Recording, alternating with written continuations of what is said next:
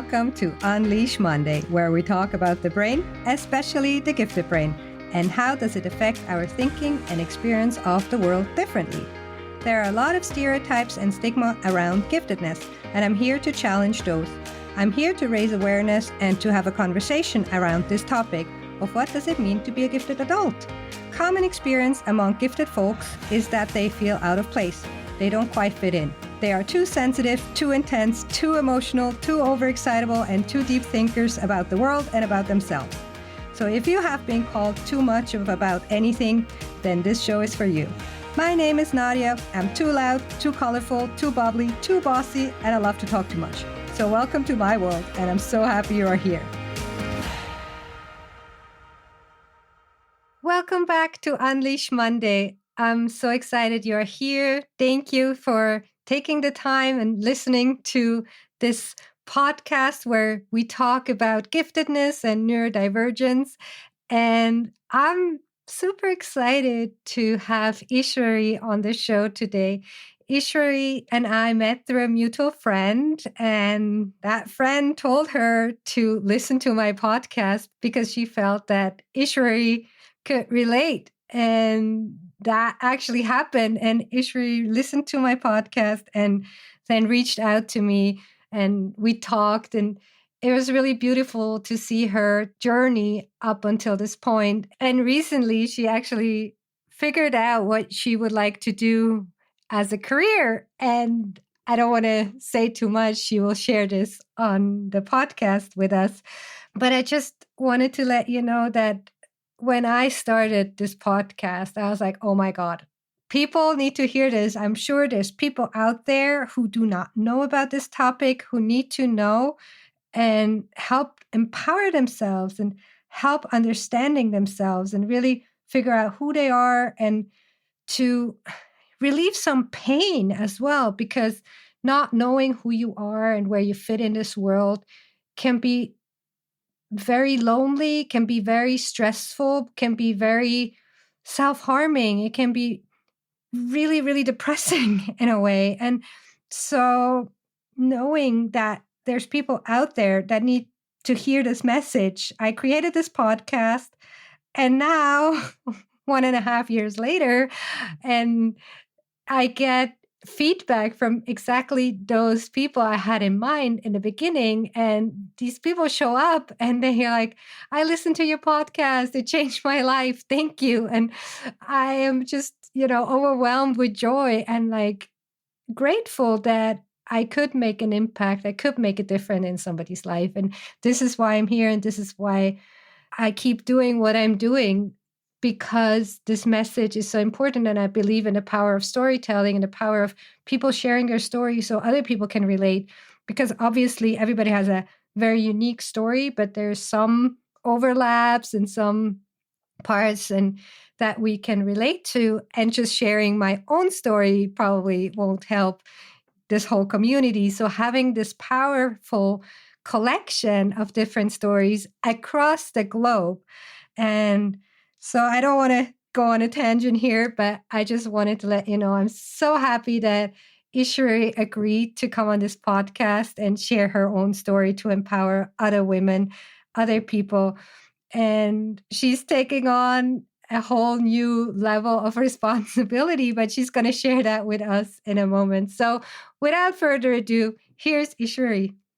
Welcome, Eshwari. I'm so excited to have you on the podcast.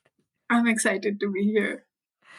Oh my God. It's been such a pleasure to see your journey and see you going through this past few months. And maybe for the listeners to explain like who you are and how you got to the podcast. Do you want to share a little bit just about yourself and how you found the podcast? Just we start there and then we talk a little bit further back and then further forward. So, okay. So I'm 23. I was going through major crisis. I am still undergoing depression, but thankfully I'm in a happy space now. One of my friends recommended the podcast to me because she listened to it and then she thought of me while she was listening to it. So she introduced me to the podcast, and then I started finding myself. But then I was reluctant because everyone knows what comes and what connotations giftedness has. And that's why I tried to phrase it like your first guest phrases it, that I'm a zebra, I'm not a gifted person. So that's how it started, and then I got to know more and more and more and more about giftedness. And finally then I reached out to you and I talked to you and I bugged you throughout these months. And just to back up a little bit for the listeners to know, so you're based in India, right? So what is giftedness in India? Is it a topic, or how is it perceived? Or like when you heard the term first, like what was your reactions? Or In India, currently, there's no talk around being gifted. At the best, I think, as far as I know and I have explored, people talk about the IQ tests at the best, or if you're extraordinary about something with something.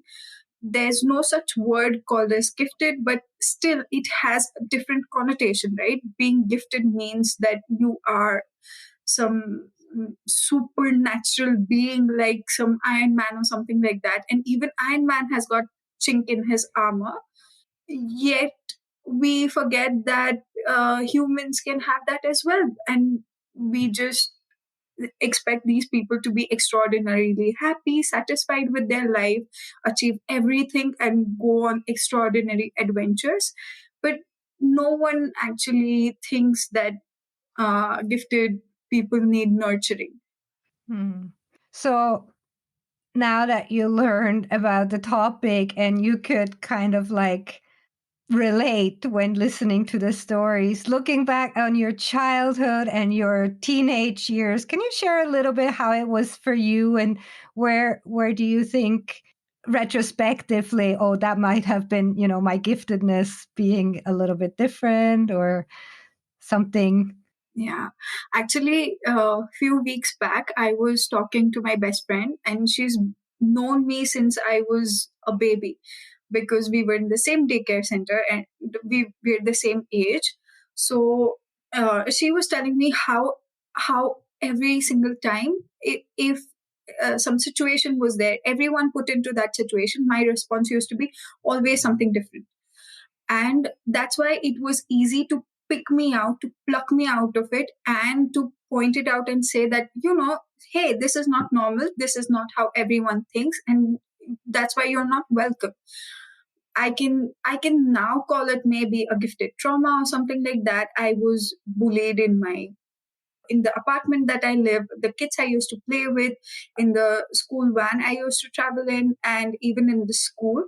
My class teacher even went as far as claiming that I need to see a psychiatrist because I couldn't sit still in the classroom while she was teaching. I constantly had to talk.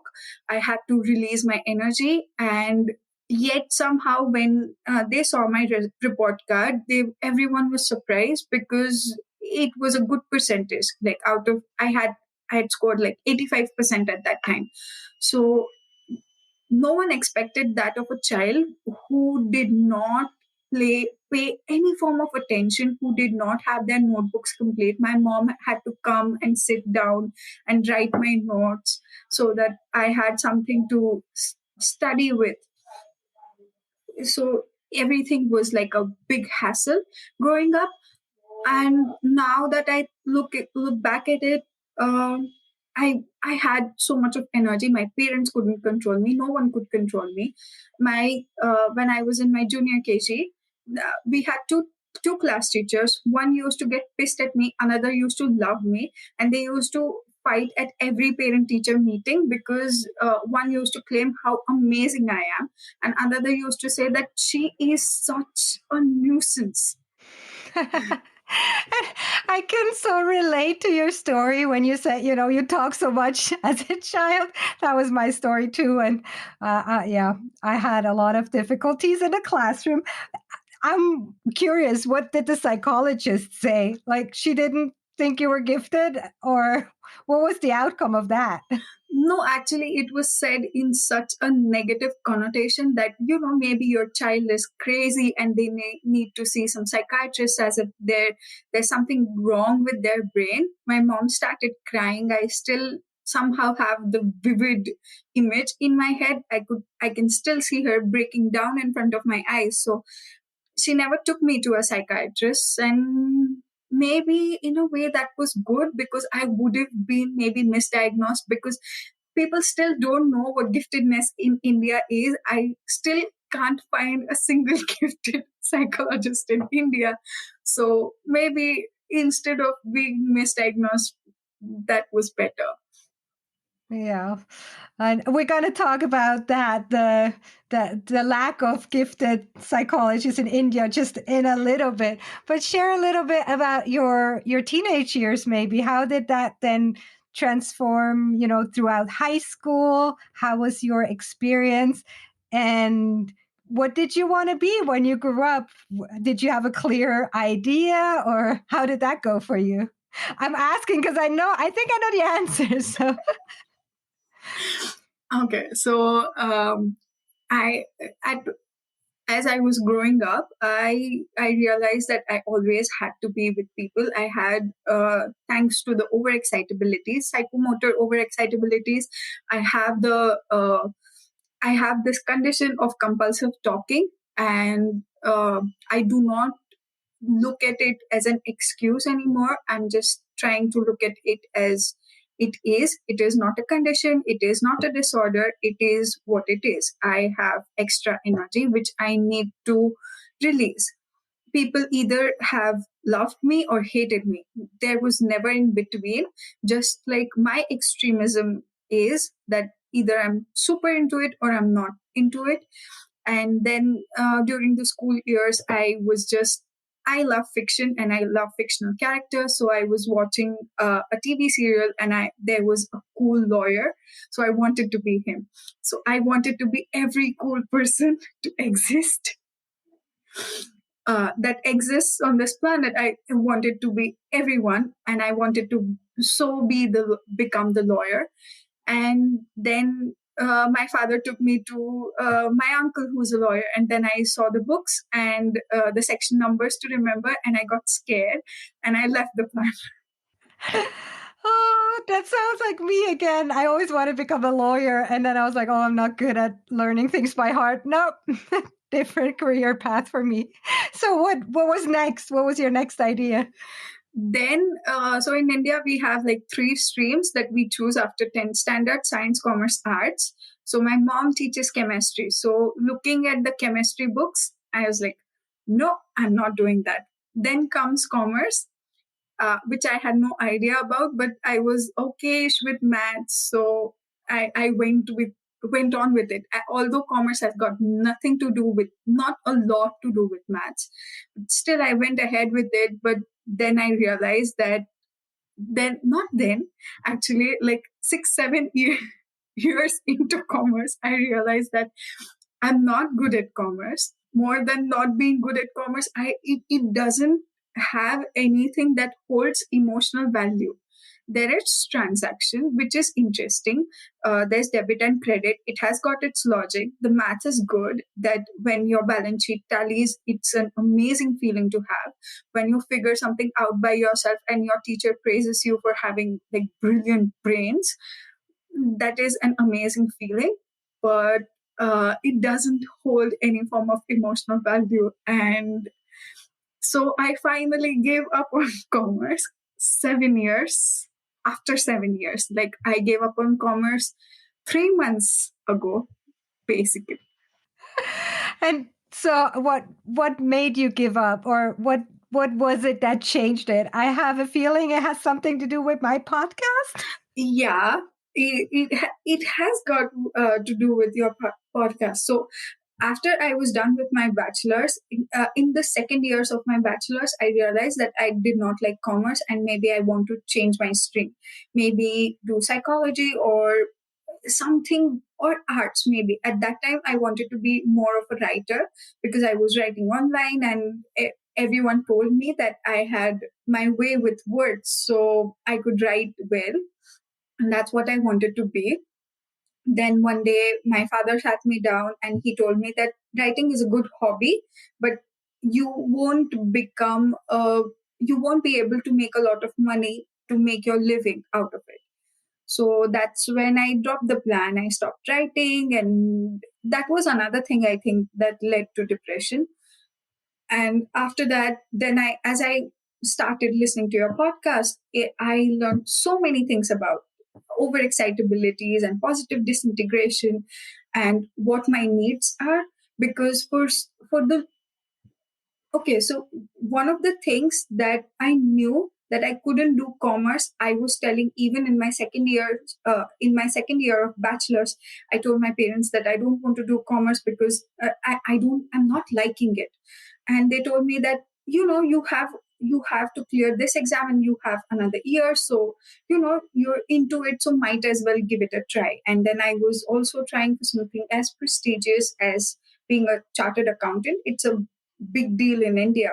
So that's why. And even now, even like until few months back, as I told people that I'm doing CA, I'm trying to become a chartered accountant, they used to look at me with a lot of respect. So basically, what I did not want to give up on commerce, because then I thought that maybe whatever I take up, I'll give up on that as well. What if, because everyone kept asking me that, what if you fail in that as well? Would you give that up? But and I was being harsh with myself, saying that why cannot I become this? If I have the potential, I knew I had the potential. I know I have the potential. If I put my mind to it, I would be able to crack it. But what I learned thanks to the Overexcitabilities, your podcast, and being gifted, was that it had not got to do with how intelligent or how dumb I am.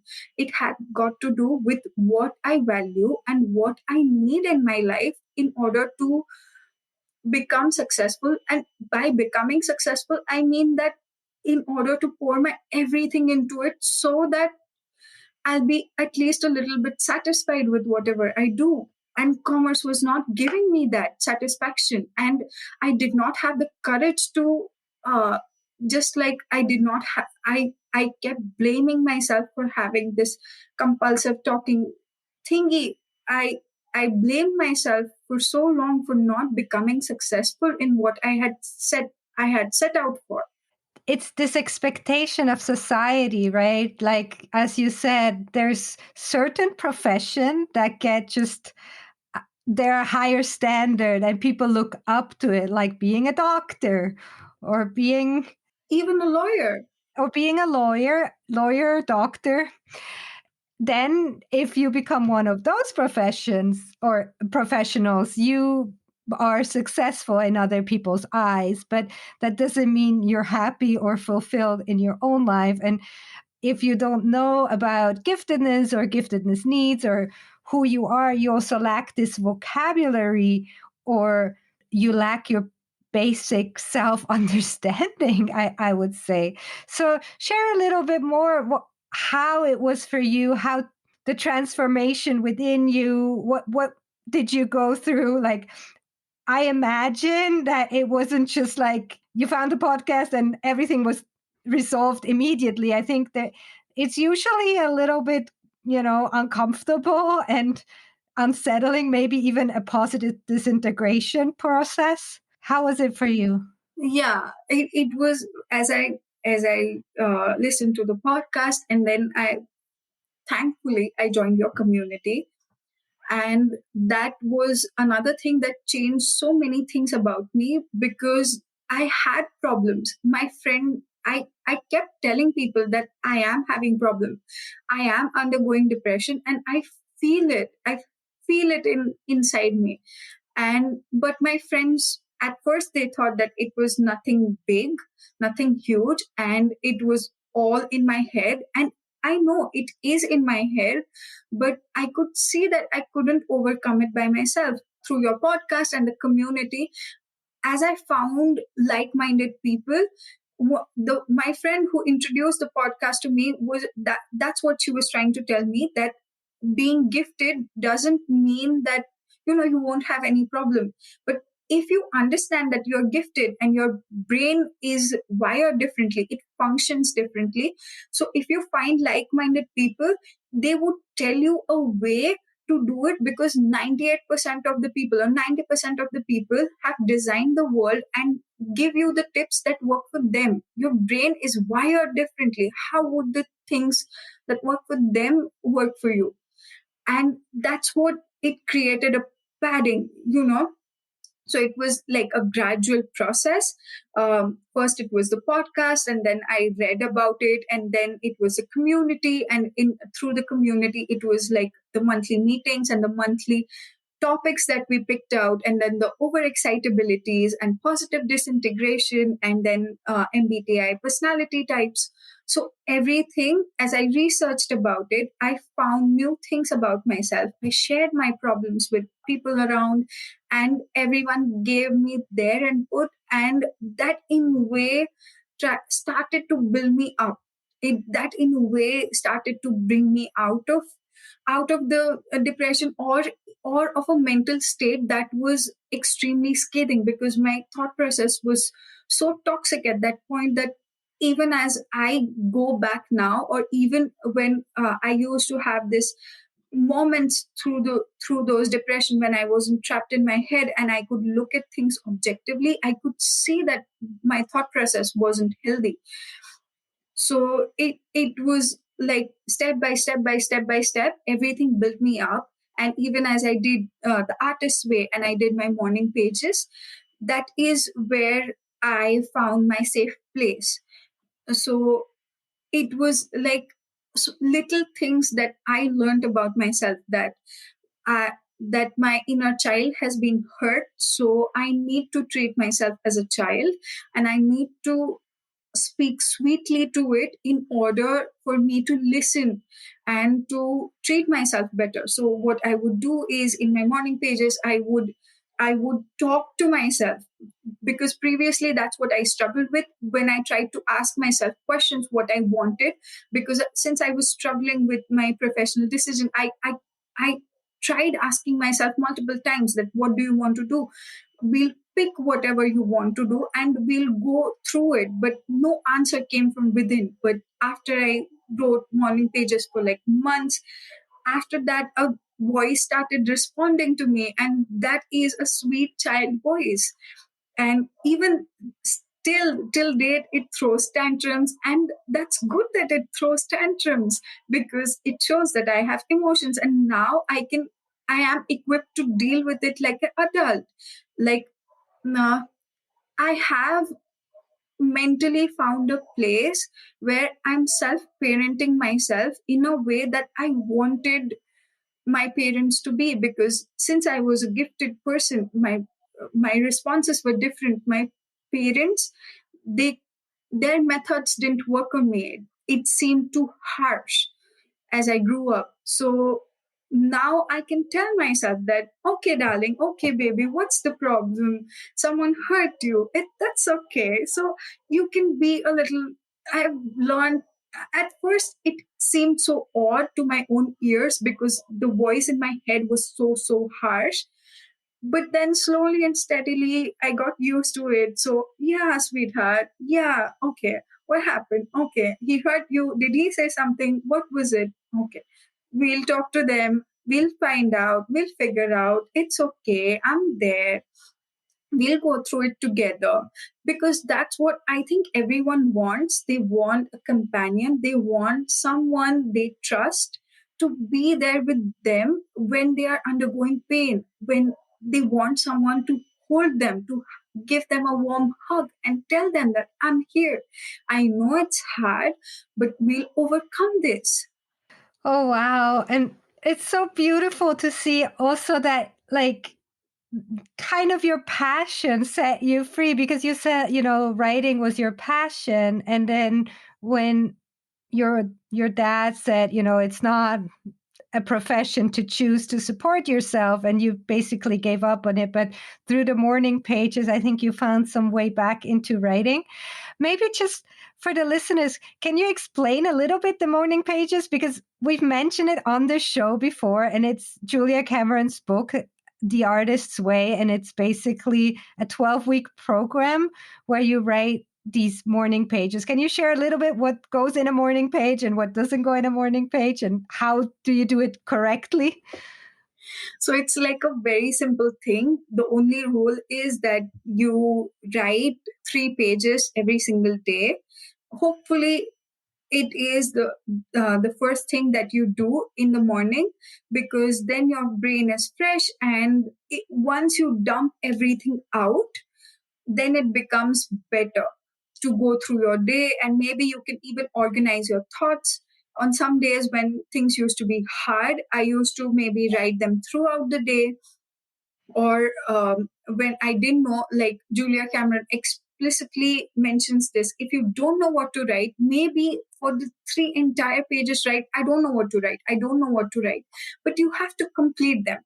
And everyone feels that, oh, that's not a difficult thing to do. 3 pages, I'd write them.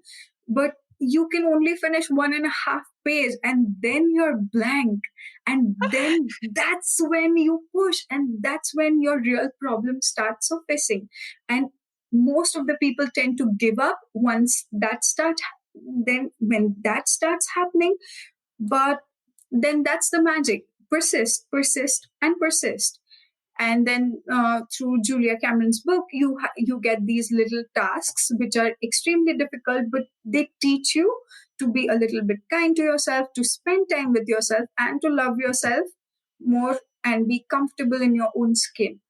Yeah, it's very transformational. It's really to unleash your creativity as well, and to unlock like a writer's block, I guess. Yeah. But there's no wrong way. As you said, if you don't know what to write, you just write, I don't know what to write for 3 pages. But there's no way of doing it wrong. So even if you don't have the book, just start writing 3 pages in the morning and see the magic unfold. Once you were in the community, you're listening to the podcast, you're learning all these topics, but I think you were still then learning about overexcitabilities and the Browski's theory. But I think you were still going through some things. I think you mentioned existential depression. What did you do then? As I was doing the artist's way, I thought that I had overcome the depression by myself as a strong person I am, but I didn't. And I had gotten better. I had created a firm base for myself where I couldn't just spiral into it. And I still didn't believe that I'm a gifted individual. And we talked about it. I bugged you. As I found out, the most that I related when talk of giftedness happened, I could relate more to the overexcitabilities. So I thought that if overexcitabilities exist, then maybe I'm a gifted person. But then I learned that you can have overexcitabilities, and you can be not gifted. Like there's a huge overlap, but they can coexist. They can exist independently. And my first question to Nadia was, am I one of those? Do I only have overexcitabilities? Because the doubt was so high in my head. And I remember the day, it was last August that I found out about overexcitabilities, and I read a very, very basic article about it and what 5 overexcitabilities there are, and what it entails and what factors does it count in. And I couldn't stop crying, because all the all Giftedness or Dabrowski's work did was everything that I had been told as a kid, that or as an adult, that this is wrong about you, this is wrong about you, you need to change this.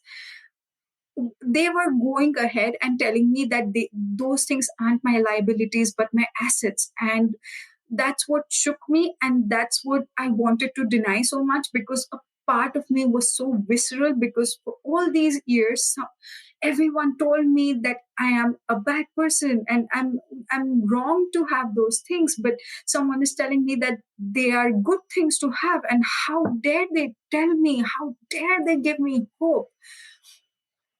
And that's what was, shaking. And I couldn't stop crying. I just, it just, it was such a violent reaction towards it that I still can't forget, because being an overexcitable child, I remember telling my friend, I was crying. My sister was sitting next to me. I was talking to my friend, and I was crying that if this is what giftedness, being gifted means, that I don't want to be gifted. And why do I have to have this gift? And I'm cursed. I'm not gifted. I'm not blessed. And this is so wrong. And I kept telling them, because as a kid, as I wanted to talk so much and I had so much of energy, I cried for the little me, or the child, because all I wanted to do was play. All the child that wanted to do was play, have fun, and talk to people, because people were amazing to that kid, and that is what the kid was denied of. And that's what made me the most uncomfortable. Yeah, it is always very emotional finding out and uncovering this truth, isn't it? And the first reaction is, why hasn't anybody told me? And how can I return this? Exactly. I want to take it back. Whoever, if God doesn't exist, nature, please take it back. I don't want this. But recently you started, I think, embracing it a little bit more, and you reached out to a few people in the broader community of giftedness. Do you want to share a little bit? Because I think you still had some doubts, or you reached out for more help and support. Yeah. So what happened was that I was going through this, what I want to do as a profession, because I was turning older and older, and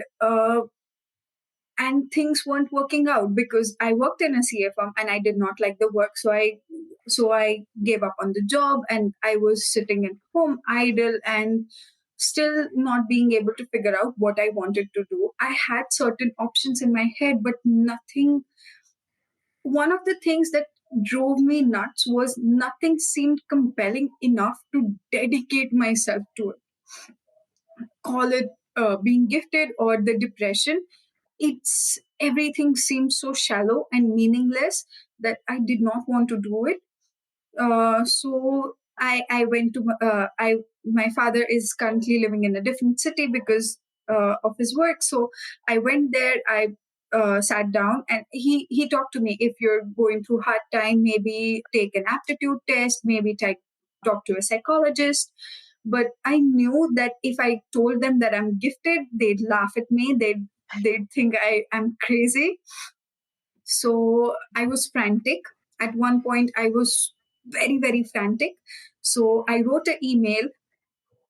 I just took randomly people I know from the gifted community, from off the cuff from Google, and I just wrote the email to them, and I attached two of my morning pages extracts in it, and I mailed it. I told them that I'm unofficially diagnosed as a gifted individual, and I don't know where my gift lies, if I am one. And I sure don't have a high IQ. And I just negated all the possibilities that I'm not gifted in a spiritual way. I'm not emotionally gifted, interpersonally, intrapersonally. And this is what I'm going through. My head is a dark space. And I am, I have given up on myself, but I don't want to give up on the people around me, because they have supported me, even if their help wasn't as beneficial. Being non-gifted, I still cannot bring myself to give up on them, because that would be unfair. So I don't know what to do at this point. So can you please guide me to a psychologist, because I'm not finding any in India. So I just randomly took the emails from Google and I mailed it to them. And I did not think that I would get a reply, but I did. Thankfully, I did. I learned about Chris Wells through your podcast. So I had mailed to her. So she replied to me, and another psychologist. He actually it was so interesting and so heartwarming for me that I had gotten an email that wasn't even their personal email. That was in some organization they were working at that point, and I mentioned their name. So the person who was working there, they forwarded to that person, and that person responded to me. So that actually shows how much the community cares about each other, and they've not met me, they've not seen me, they have no personal interest to guide me, yet they took out the time to reply. They shared sites and the works that I need to read if I want to overcome existential depression, and they shared the resources. And then Chris talked to me, and Chris offered me to help, and now I'm getting my therapy with her. So that's how much people here care, and that is what was so baffling and heartwarming to me, because I was screaming for help for so long, and it was the gifted community who just took me in without any further questions, like you did, like Chris did. And and even just reading the works, Living with Intensity by Michael Piofsky, or watching Linda Silverman's YouTube videos, the conferences that she took, and Jim Delisle's work, and about underachievement that you had shared the video on the community. So rather, actually, it was Jim's idea that I borrowed because someone wrote an email to him, and that's how I got the idea, because I was so frantic. I thought that I was going to get misdiagnosed, and I did not want that to happen. So I'm finally now getting help that I needed, and that is so heartwarming. That is so comforting. And actually, at one point of time, I had given up on hoping, but finally, it seems that this time I won't come out more shattered, as I'm having more hope to get better. This is such a beautiful story, and especially showing this community. And I was also entering this space not knowing anybody. And I was like, well, I need to create a podcast. And I just randomly reached out to people, and everybody was so nice and helpful and really from like embraced me. And I had such hard imposter syndrome, but people were saying what you do is needed. And for me, showing or being able to have you on the podcast, because you or people like you were the reason why I thought I need to make a podcast so that people can learn about this topic. And I think you already now actually are on the path of knowing what you want to do with your life, and you set huge goals. Do you already want to share, or is it too early to say that publicly? Maybe I want to share, because I think it's maybe important. And if someone who's out there and listening, maybe if they're inspired, we need more people. So the day before I was going to talk to Chris, I had narrowed down my future possibilities to two things: that either I wanted to be a LGBTQ community social justice lawyer, or I wanted to become a gifted adult psychologist, because I couldn't find any in India. So I thought that maybe many people must be going through the things that I'm going through, and maybe they also may undergo existential depression, and it's not a good feeling. That's why I thought that maybe this is something that I actually dedicate my entire life to, because there's so much to do. Because people still, even in the most developed countries where giftedness is talked about, people are still focusing and emphasizing on gifted children, and no one is talking about gifted adults or gifted trauma, or what it is and what it means to grow up as not knowing that you're gifted and then unpacking this entire gifted trauma thing, because it sure leaves its scars. You are bruised, and if you don't treat the bruise properly, then it can become fatal. So you're becoming a gifted psychologist for adults in India, the first. Yes. And you know that's a huge market. And I'm just saying it out here that if anybody else in all of Asia wants to support Ishwari in her endeavor, because we need more. I think you won't be sufficient to serve all of India, but you're a start and you're an inspiration. And I'm so excited to have you in the community, to have you here. And thank you so much for sharing your journey. Is there anything else you would like to share? Something you wish people knew, something you wish you knew earlier?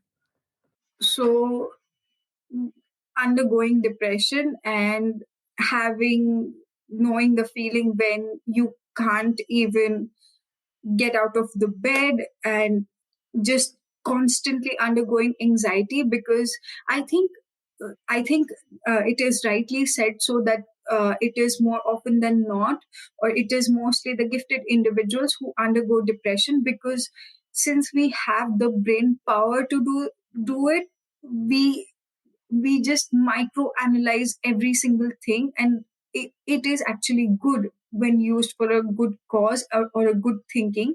But if we try to micromanage or put our every single action and word under a microscope, then it becomes harder and harder, and every single day then it's a spiral loop that you just fall into this endless pit, and you don't know who to trust, you don't know what to trust. And I don't think I've met any person or will ever meet any person who would whom I go to and tell them that they are gifted and they just accept it immediately. So there's a lot of rejection, there's a lot of pondering. You need to educate yourself more, because giftedness doesn't look one way. It has its own facets, and you can be gifted in so many different areas and so many different ways, and it is we still need to research about it. So I think one thing that everyone can keep in mind, that it's hard today, and it is something that used to drive me nuts when people used to tell me, and when I used to hear it, that everything happens for good. And I hated that phrase, but now that I look back at it today, uh, no, it's worth it. Oh, thank you for sharing. Is there anything else you wanted to say? Maybe just that if things are difficult for you, try the pro tip that I got, that maybe do only select 3 tasks a day, and don't overwhelm yourself. As gifted individuals, we tend to run into one burnout to another. So keep in check of your energy, because since you have this explosive energy, take time to recharge. Never ever let that energy level go into negative. Never let it dip into negative. Always keep it in positive. It should be always on top of the graph, not downside. Thank you. I think I just needed to hear that from you today, because that's something I need to work on. So thank you so much, Ishwari, for reminding me. And it's such a pleasure and just a gift to have you in the community, to have you and to be able to, to talk to you, because you reached out to me and I think you learned something from me, but I learned as much, if not even more, from you. So thank you so much for being here, for sharing. And I'm wishing you very, very good luck on your journey of becoming the first ever psychologist for gifted adults in India. So thank you and bye. Bye. I hope you liked this episode and I hope you're cheering Eshwari on wherever you are and sending her lots of positive energy and lots of strength to follow through with her plan of becoming the first gifted psychologist in India. I'm so inspired by Eshwari's story of not knowing what to study and then coming up with this amazing plan.